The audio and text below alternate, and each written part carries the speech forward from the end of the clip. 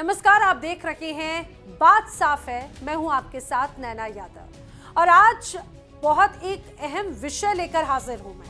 आज का विषय है व्हाइट कॉलर जिहाद। अब आप कहेंगे व्हाइट कॉलर जिहाद आखिर होता क्या है? ये टर्म सुनने में थोड़ा सा आपको अलग जरूर लग रहा है, लेकिन इसका पहलू जितना आप समझेंगे उतना ही ज्यादा गहरा और उतना ही ज्यादा खतरनाक है। आज जरा हम जानेंगे कि व्हाइट कॉलर जिहाद का मतलब क्या होता है, कैसे ये बढ़ रहा है और कैसे ये देश में फलता फूलता है और कितना ज्यादा खतरनाक है। हाल ही में दिल्ली में बम ब्लास्ट होता है और उसके बाद में ये दर्शाता है सबसे पहले कि आखिर ये बम ब्लास्ट हुआ कैसे, इसमें कौन कौन लोग कनेक्ट हुए। व्हाइट कॉलर जिहाद या व्हाइट कॉलर टेरर इकोसिस्टम, इसका मतलब क्या होता है? दरअसल ये पूरा सीन जहां पर प्रोफेशनल्स जैसे doctors, teachers, engineers, IT professionals, researchers या फिर स्टूडेंट्स, अच्छी जगह पर काम करने वाले, अच्छे इंस्टीट्यूट्स में पढ़ने वाले, उन लोगों को टारगेट करना जो आम नजर में एक रिस्पेक्टेबल प्रोफेशंस में नजर आते हैं और उन्हें ही रेडिकलाइजेशन के जरिए टेरर मॉड्यूल का हिस्सा बना लिया जाता है। उनका काम सिर्फ बॉम्ब लगाना या सुसाइड अटैक करना नहीं होता, बल्कि फंड जुटाना, लॉजिस्टिक्स सपोर्ट एक तरह से कलेक्ट करना, साइबर प्रोपोगेंडा एक तरह से क्रिएट करना, कम्युनिकेशन एक तरह से क्रिएट करना और इसके साथ ही तमाम तरह के जो इंफॉर्मेशंस उनको एकत्रित करना इनका एक तरह से मुख्य हिस्सा होता है। अब हाल ही में जिस रूप में बड़ी गिरफ्तारियां हुई, जम्मू कश्मीर से लेकर गुजरात तक, फरीदाबाद से लेकर लखनऊ तक, उसमें कई बड़े कॉमन फैक्टर्स नजर आए, जिसमें यह तो स्पष्ट हो गया कि पिछले कुछ वक्त से भारत में यही व्हाइट कॉलर टेररिज्म का मॉड्यूल बड़े स्तर पर फलता फूलता नजर आया और बड़े स्तर पर एक्टिव नजर आया। और यही व्हाइट कॉलर टेररिज्म वाले जो लोग हैं वो एक तरह से स्लीपर सेल के तौर पर काम करते रहे हैं और बहुत घातक भूमिका इनकी नजर आई है। हाल ही में जम्मू कश्मीर के एक सीनियर अधिकारी की तरफ से कहा गया था, a cyber terrorist is actually deadlier than an actual terrorist because first he is in hiding and second he is absolutely unknown। इसका मतलब समझिए, इसका मतलब जिस तरह से उनका ये स्पष्ट हो जाता है कहना कि व्हाइट कॉलर टेररिज्म वाले जो लोग हैं वो क्यों सबसे ज्यादा घातक है, इनकी पहचान कर पाना मुश्किल है, इनके एक तरह से जो फुटप्रिंट्स हैं उनको समझ पाना बहुत मुश्किल है, इनको शक के घेरे में लाना बहुत ज़्यादा मुश्किल है। आप कैसे मानेंगे कि जो व्यक्ति आपके सामने सफ़ेद रंग का एक कोट और डॉक्टर की ड्रेस में आपको नज़र आ रहा है, क्या वो टेररिस्ट हो सकता है या फिर वो आतंकवादी गतिविधियों में शामिल हो सकता है? एक ऐसा व्यक्ति जो अपने साथ में अपने स्टूडेंट्स को पढ़ा रहा हो वो भी किसी टेरर मॉड्यूल का हिस्सा हो सकता है। एक ऐसा व्यक्ति जो आपको देखने में बिल्कुल साइंटिस्ट की तरह नजर आता हो और वो साइंटिस्ट हो भी, लेकिन असल में वो रिसर्च कर रहा हो किसी और गंभीर चीज का, ऐसी चीज का जिससे देश में खतरा बढ़ाया जा सके। एक ऐसा व्यक्ति जो आईटी प्रोफेशनल हो लेकिन इसके साथ ही हो वो व्हाइट कॉलर टेररिज्म का एक बड़ा हिस्सा। इसीलिए अब पिछले कुछ वक्त से पाकिस्तान या आईएसआई की तरफ से ऐसे ही लोगों को टारगेट किया जा रहा है और हाल ही में जो अलग अलग मॉड्यूल सामने आए हैं वो इस बात को दर्शाते भी हैं।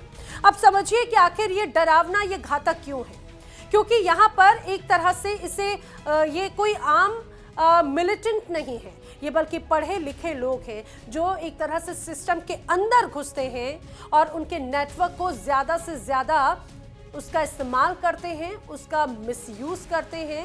इंफ्रास्ट्रक्चर्स हो, एकेडमिक्स हो या फिर मेडिकल फील्ड हो, यूनिवर्सिटीज़, इन सब में इसका बड़े स्तर पर इस्तेमाल होता है और इस्तेमाल होता है इनको कवर करने के लिए।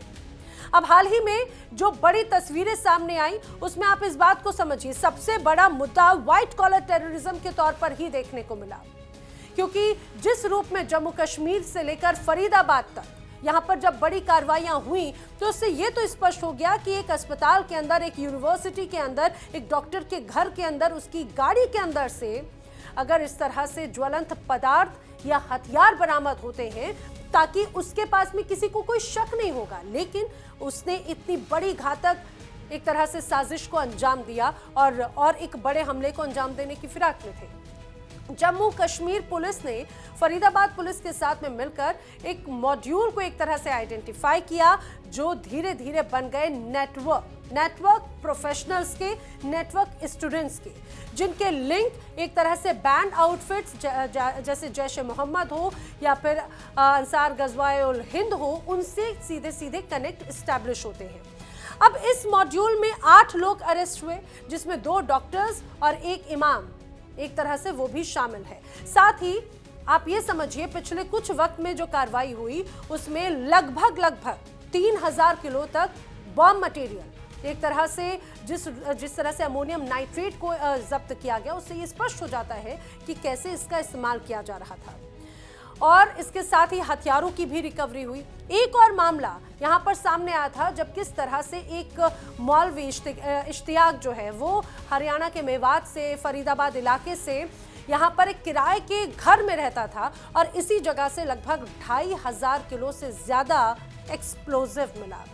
ये सारी चीजें, ये सारे डॉट्स कनेक्ट करते हैं और दिखाते हैं कि किस तरह से शिक्षा की आड़ में और इसे एक elite class doctor, engineer, IT sector, researchers, students, इन सब को कनेक्ट करके टारगेट करते हुए रेडिकलाइजेशन लगातार बड़े स्तर पर हो रहा है। ये मॉड्यूल बहुत खतरनाक है। ये मॉड्यूल बहुत, जितना ज्यादा सुरक्षित इन आतंकी गतिविधियों को अंजाम देने के लिए है, उतना ही ज्यादा उन्हें डिटेक्ट कर पाना बहुत ज्यादा मुश्किल है। यही वजह है कि सीमा पार से बैठे जो आतंकी हैं, जैश ए मोहम्मद के सरगना हैं, लश्कर-ए-तैयबा के सरगना हैं, ISI जैसी तमाम ऐसी संस्थाएं हैं, वो अब ऐसे ही लोगों को रेडिकलाइज कर रही है, उन्हें टारगेट कर रही है। अब सबसे महत्वपूर्ण बात उस इंसिडेंट की कर लेते हैं जिनसे ये सारी चीजें और भी ज्यादा सीरियस हो जाती हैं। यानी दिल्ली में जो कार बम धमाका हुआ, तारीख थी 10 नवंबर 2025, वक्त था शाम के लगभग 6:45 से 7 बजे के बीच में। एक गाड़ी में जोरदार धमाका होता है लाल किले मेट्रो स्टेशन गेट नंबर 1 के पास में, रेड लाइट के पास में, यानी कि, और जिस दौरान ये पूरी सिग्नल पर गाड़ी आती है और जिसमें जोरदार धमाका होता है, उसमें कई लोग उस धमाके की जद में आ जाते हैं। लोगों के जो शरीर के चीथड़े हैं वो इधर उधर पड़े हुए नजर आते हैं, भगदड़ मच जाती है, कई लोग जख्मी होते हैं, जिनकी अभी भी स्थिति कई लोगों की गंभीर बनी हुई है। गाड़ी थी एक सफेद रंग की i20 हुंडई, जो ट्रैफिक सिग्नल पर धीमी गति से आती है और फिर उसमें होता है वो धमाका जिसकी किसी ने कल्पना भी नहीं की थी। शुरुआती वक्त में इसे एक तरह से ऐसी तस्वीर नजर आई कि शायद वो CNG ब्लास्ट होगा, और हुआ इससे ठीक उलट। जैसे जैसे तस्वीरें आती गईं और जैसे जैसे ये कहा जाए कि इंजर्ड लोगों की संख्या बढ़ती गई और मृतकों की संख्या बढ़ती गई, उससे ये तो स्पष्ट हो गया कि ये धमाका जैसा नजर आता है वैसा है नहीं। अब जैसे जैसे जांच हुई तब पता चला कि गाड़ी का जो रजिस्टर्ड नंबर ओनर था वो सलमान नाम का व्यक्ति था और वो हरियाणा के ही नाम से नंबर से रजिस्टर्ड थी।